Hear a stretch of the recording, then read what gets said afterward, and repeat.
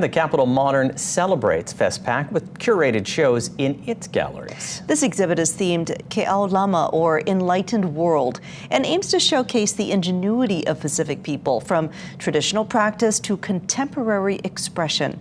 Our Paul Omankar shows us some of the native thought and creativity.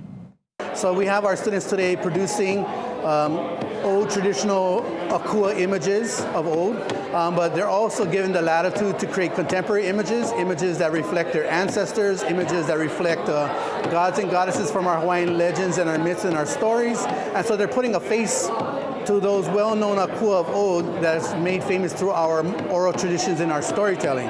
Pottery just became a way of therapy, but especially after the death of my grandmother, it became a lifeline for me to reconnect with Palau. She was the only connection I had, and through Palau and doing the stories that I do now, it created a whole bigger world for me than I ever thought would ever be possible.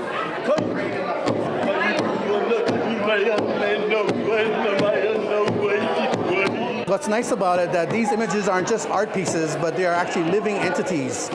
Things, images that are full of energy that supports our students in their life as cultural practitioners.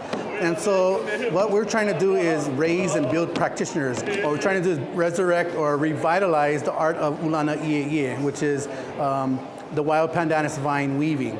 It is one of the weaving forms of Hawaii that is least seen today, but when you see it, it will strike a chord in your mind and in your heart. The fact that I get to do them in ceramics outlives us, and the oldest recordings of human history and human stories are carved in rocks and are in ceramics. And so my dedication to Palau is to preserve these stories and allow them to continue into something that is more permanent than wood that they're typically carved into. It's for them.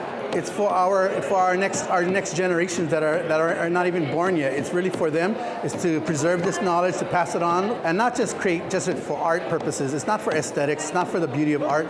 It's for cultural sustainability. What we're trying to do is preserve our culture. We love to interact with our Pacific brothers and sisters who do this practice too and learn their techniques, because when we go further back into the South Pacific or into the Greater Pacific, we are their descendants.